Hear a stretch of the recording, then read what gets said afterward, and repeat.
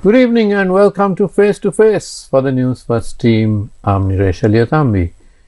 Now, we all know that the SMEs of our country, the small and medium enterprises, are the lifeblood of our nation.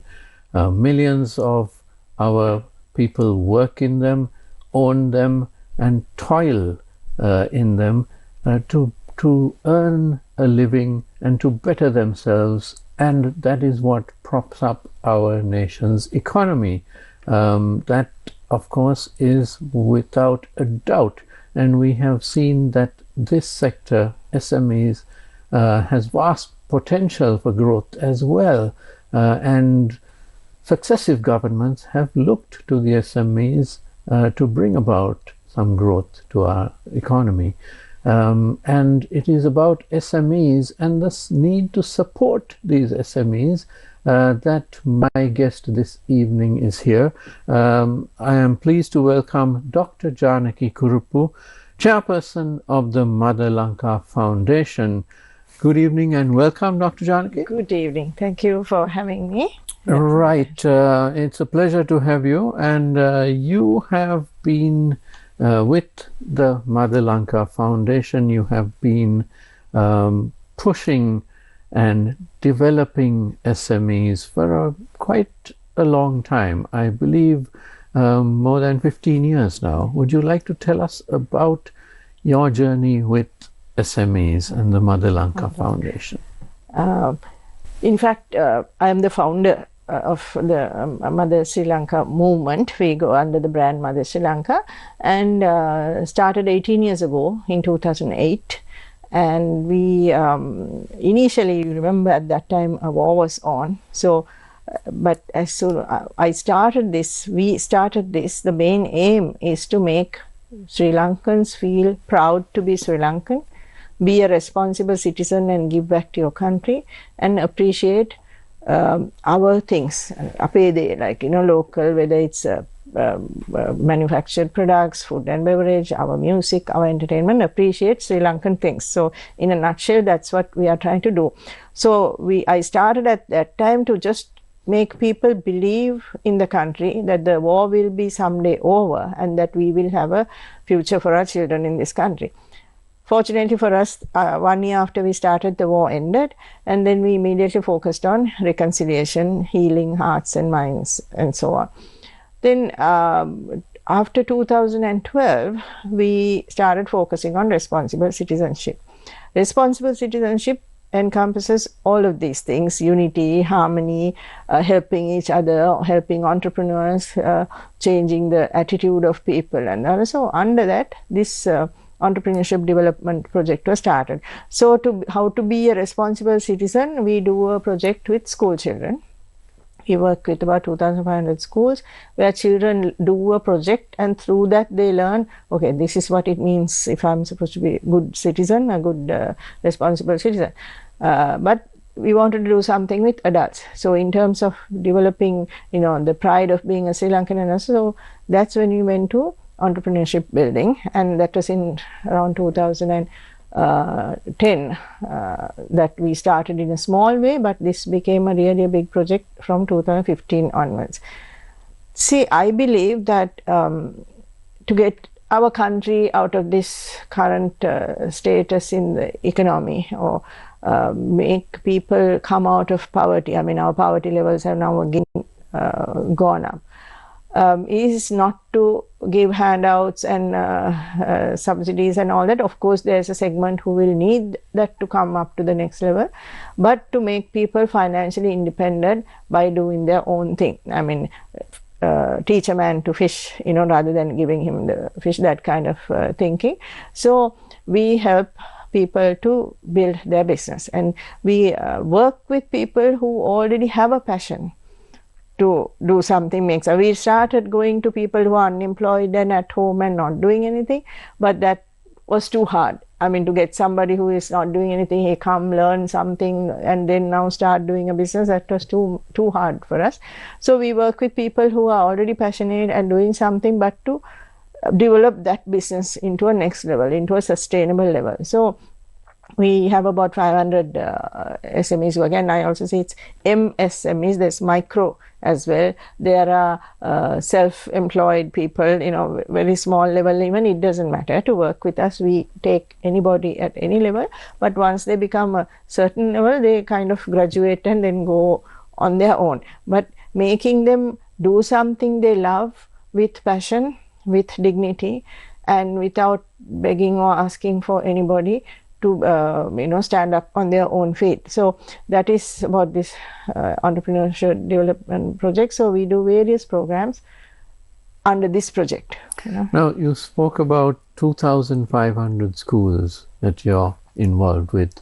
That would be nationwide, I presume. Yes. And is it through the Ministry of Education? How does that from work? 2008, the Ministry of Education has supported us to implement this program. It's held like a competition where children come up with they have to identify an issue they are facing in the community or in the school. It could be like our toilets are not good enough. It could be something small where the children can handle it. They write a project proposal. They learn how to write a project proposal. Then they have to submit. We have a theme. It's called Project RUN, R-U-N. R stands for responsible citizenship, U for unity, N for national pride. So if they qualify under those themes, they can implement the project and then show us before and after the change they have brought. So this is a slowly putting into those children's minds that I also have a duty to give back to this country. We get so many things from our country, free education, free health, and so many other things, the beauty, the air, the water. That's also, because of this country, we have this, natural stuff. So they learn, okay, I must also protect, I must also give back to the country. So that's one project. But with adults, we do the entrepreneurship development. So people ask me, okay, you are working with children, aren't you giving free books and bags and all that? I'm not criticizing that. I said, no, I want to make the parents be able to buy the books and the bags for the children by helping their economic situation. So rather than, waiting for it. So it's tough, but that's what we are doing. Yeah. Now, you spoke of national pride and the instilling and the protection of national pride as well. And this is something that in Sri Lanka, our sense of national pride seems to be on a roller coaster. It waxes and wanes. It's got a lot to do with how the country is doing. So, for example, when the government went bankrupt, it really was a very hard blow to our national psyche, wasn't it?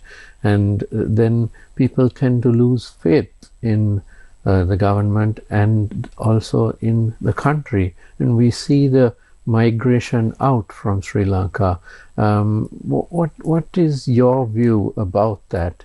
About people giving up and leaving rather than trying to do something for the country? Yes, I mean, it's the developing pride. I mean, we always think that the grass is greener on the other side. I've lived for 8 years overseas. I mean, if it's a tough life over there too.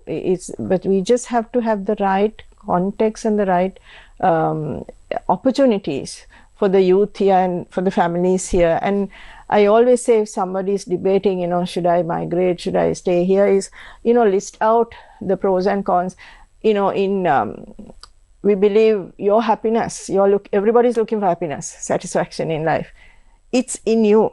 Okay, this is even coming from Buddhism. You go to another country also, if it's in you, you will still feel the same way, the happiness or the sadness. You can't let that depend on external things. So once you list out the pros and cons of living in this country and the pros and cons of living in another country, which they don't know before going, okay? And then you say, okay, what's more important to me? So there will be the material benefits, there will be certain systems and things like that, what people are saying, there's no system here, things like that. So then you compare the pros and cons and say, okay, which is more important to me right now, or which is more important to my children. But I personally, didn't want to be a, second-class citizen in any other country. But what is this connection we have to our motherland? Mother Sri Lanka, actually some people think it's a mother's program. It's not, it's about the motherland. It's that we eat and drink and breathe the soil and the air and the water from this country, this land. I think that's what connects us. Some people will go to war for protect your country. You will put your life at risk. What is that love connection one feels for a motherland? In my analysis, I think it's that what's inside us. The soil, the water, everything we eat and drink. And if your parents are from here, then their genes, everything. So that must be the connection. So we want to instill, at least in our kids and others, that giving back to your country and being, in your motherland should give you another feeling, benefit that you might not get. But our country needs the cream of our people who are passing out of universities and all that. Otherwise, we will stay like this for a very long time if everybody starts leaving. So we must also do whatever we can to encourage people to come back. We have, in most of the governments, we have a ministry to encourage people to go.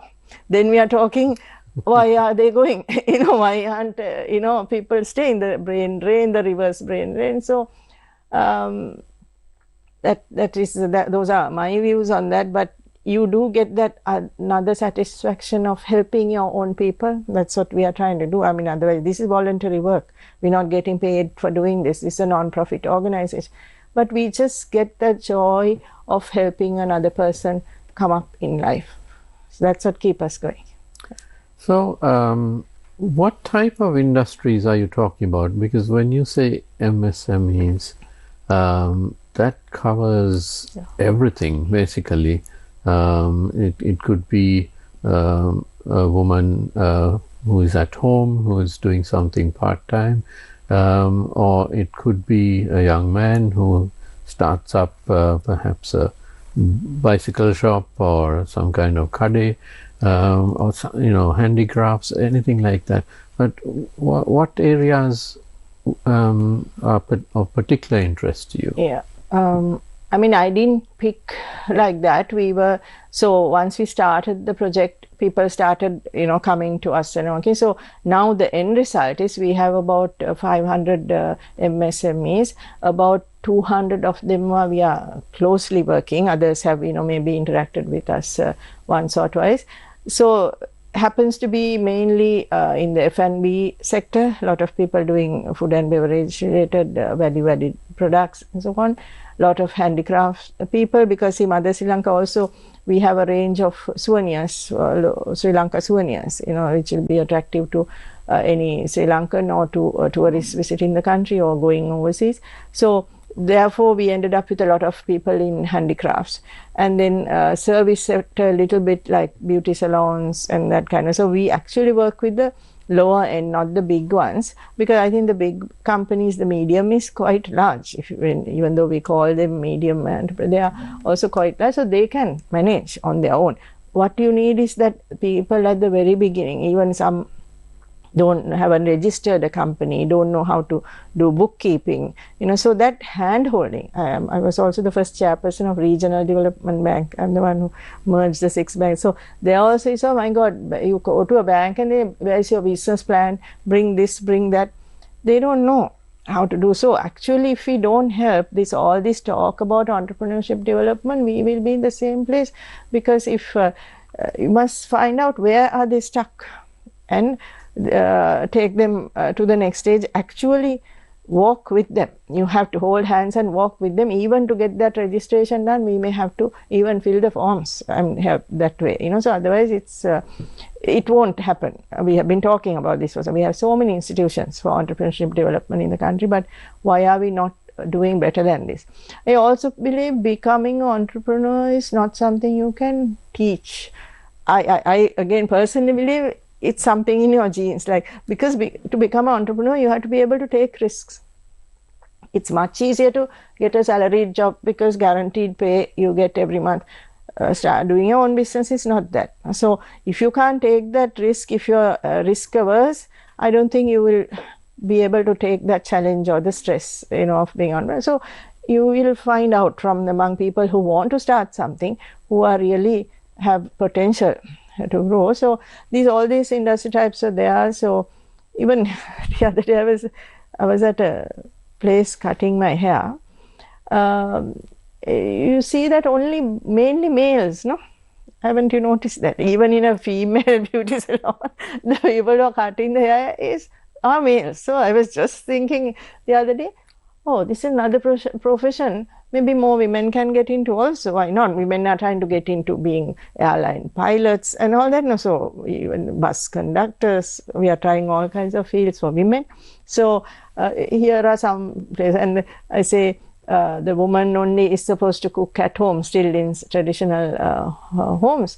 But all the the chefs are professional chefs are men, right? I mean, they're again, what's this twist? So anyway, so entrepreneurship in Sri Lanka also, being innovative is lacking. So if you're relative, we have this problem of, okay, everybody starts the same thing, everybody starting beauty salons, and we have a lot of people doing organic, like value-added fruits, vegetables, that kind of thing, which are new trends.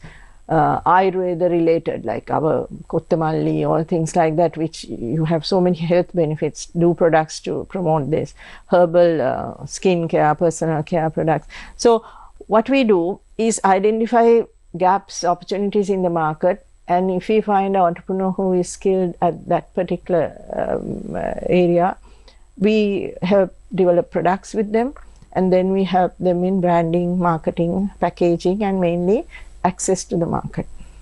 So we actually do business with them. Right. So now many people throughout Sri Lanka have some kind of talent. I mean, it's a rare person who doesn't have a talent.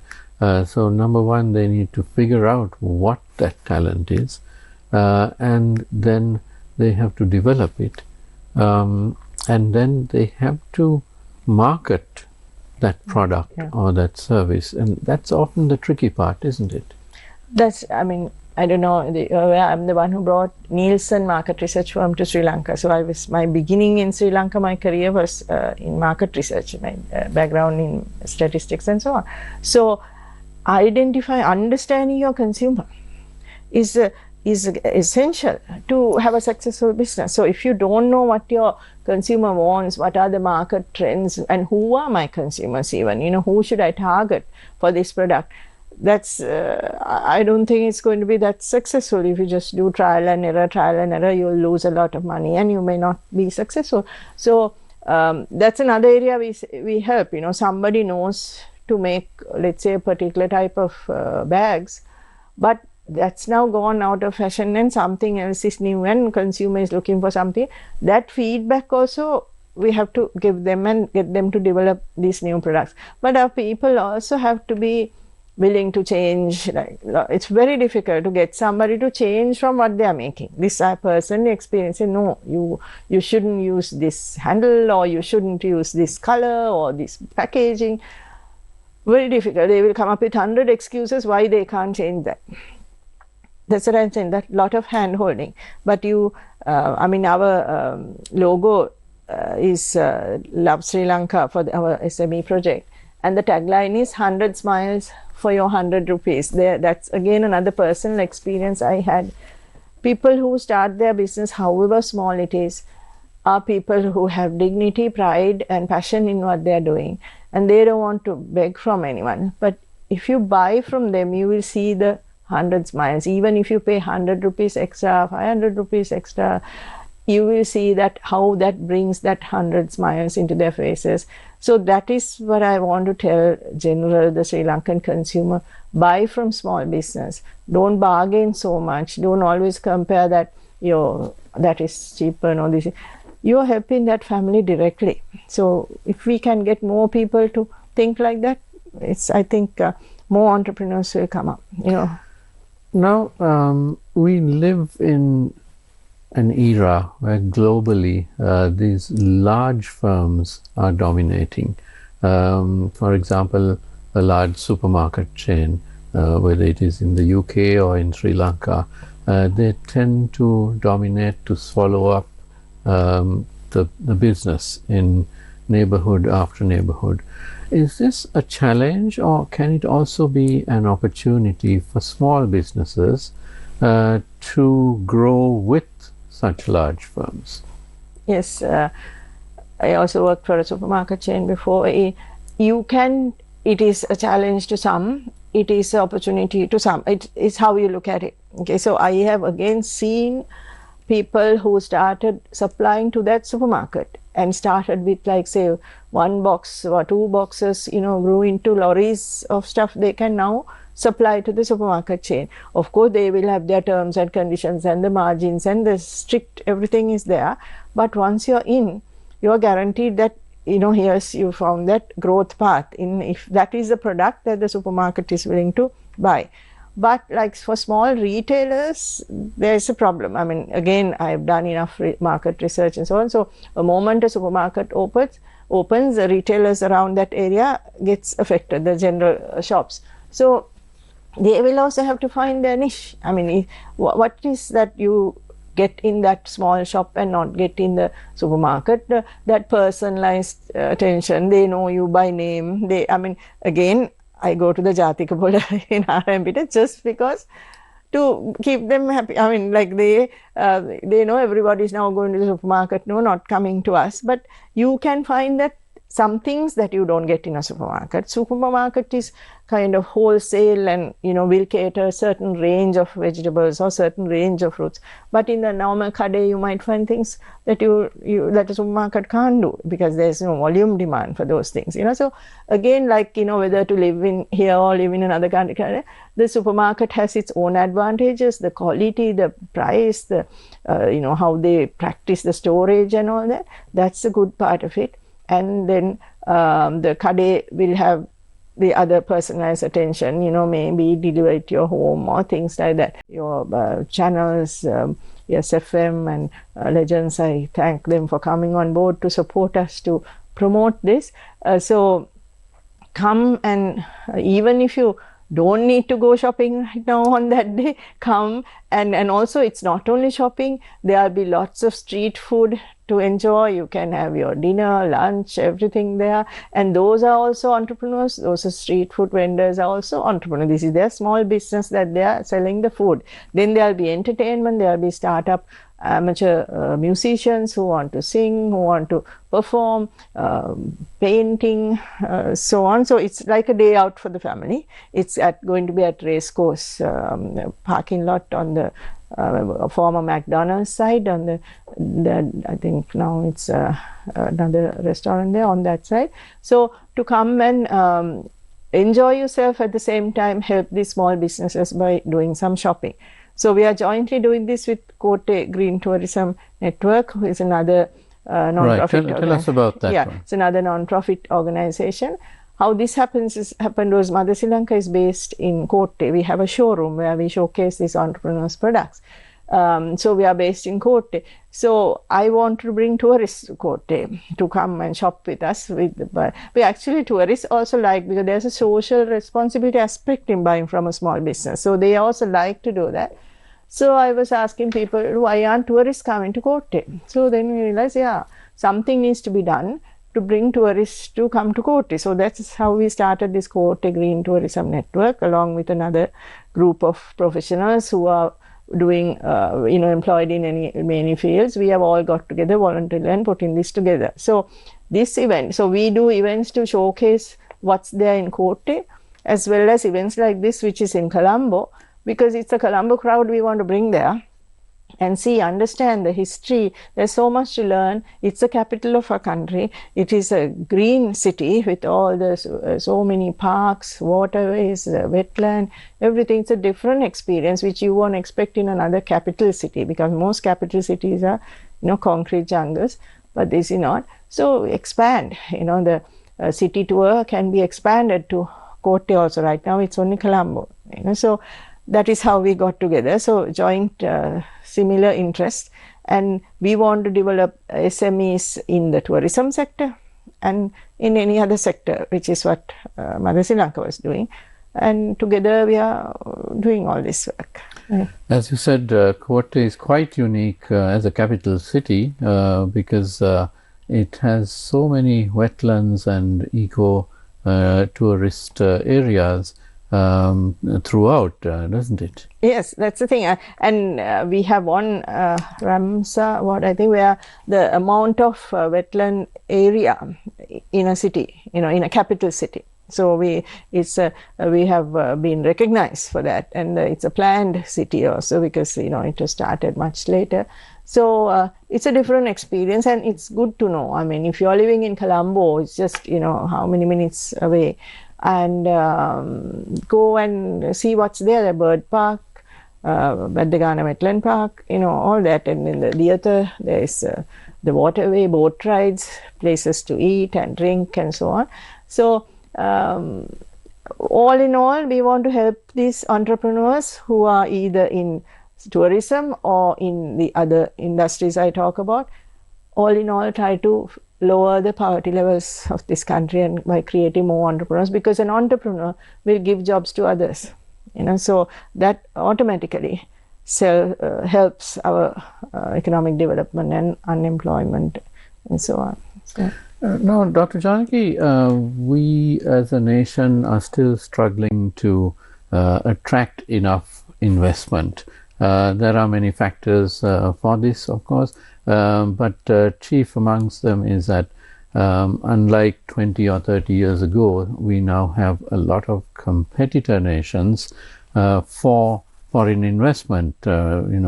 Why come to Sri Lanka when you have India, Bangladesh, Vietnam, Malaysia, and so many other countries which, if you think back in the 1980s, those countries were not attracting or were not so attractive to investors. So in this regard, where competition for large foreign direct investment is difficult, do you believe that the MSME sector plays a greater role, more important to a nation?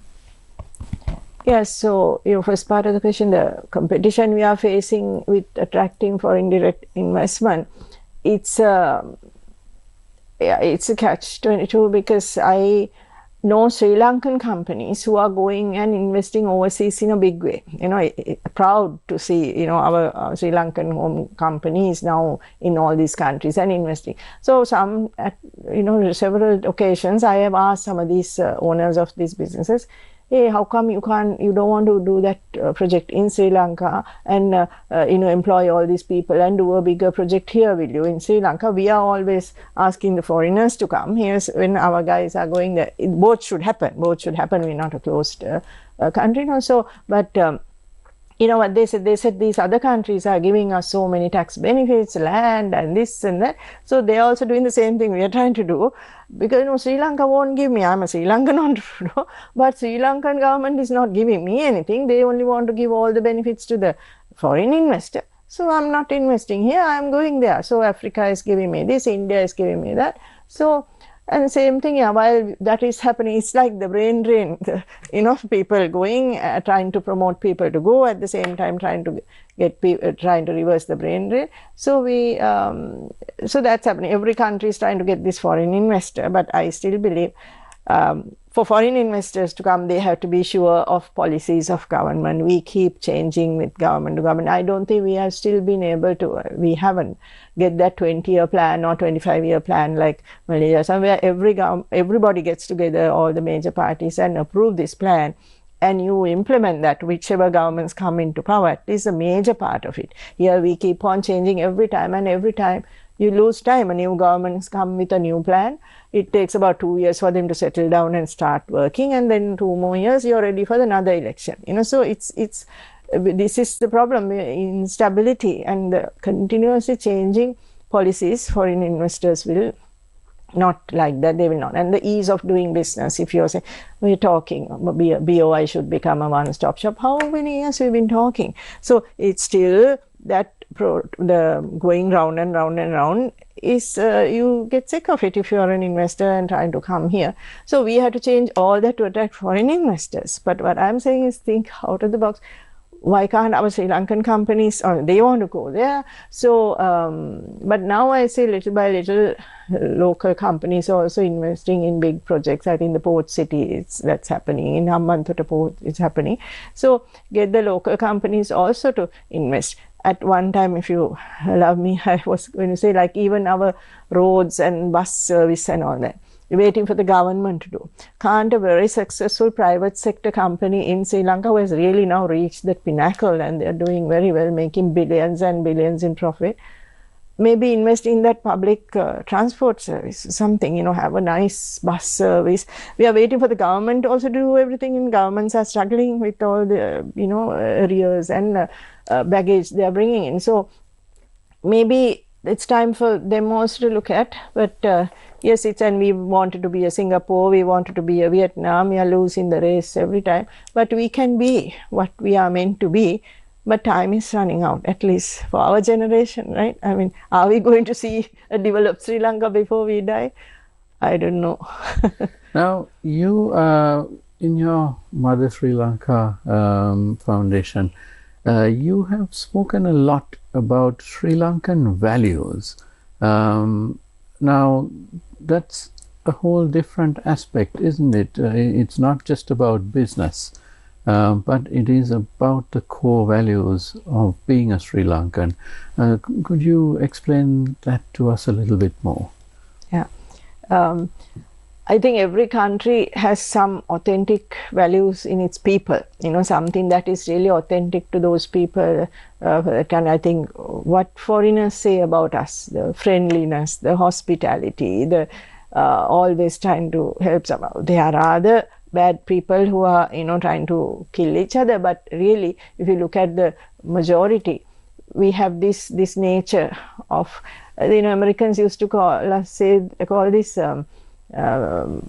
island mentality. You guys have this island mentality, so like survive for the day, navagilunat banchun, that kind of attitude where we just not take things too seriously. We don't take our job too seriously. We don't take, even driving on the road too seriously. So I tell, like, we have to capture the good values, the helping nature. You see some disaster happens, how people come, remember that landslides, doctors went down to rescue. The bus fell off a precipice and they went down on ropes to, help that is Sri Lankan spirit. It is, even some people scold these three-wheeler people all the time and they don't know how to drive.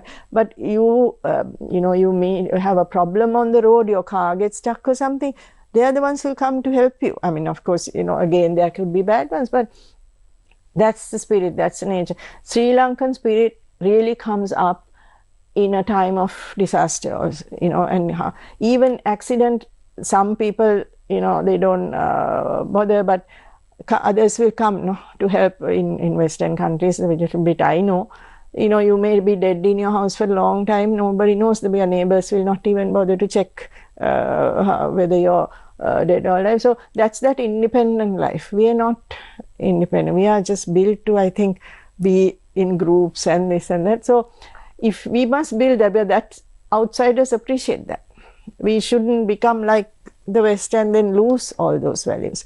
We should, and parents, looking after parents and things like that. I think those are good things, and we must preserve something unique to us. What is the unique spirit of a Sri Lankan? And we can't change everything to, just because we want foreign investors and all. No, they will appreciate this difference they see in these people. Otherwise, everywhere you go, it's the same kind of people. Now, you said something interesting, that foreigners appreciate these values in us.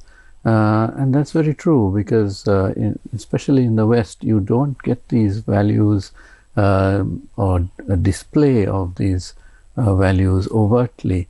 And when they come to Sri Lanka, they see it all around them.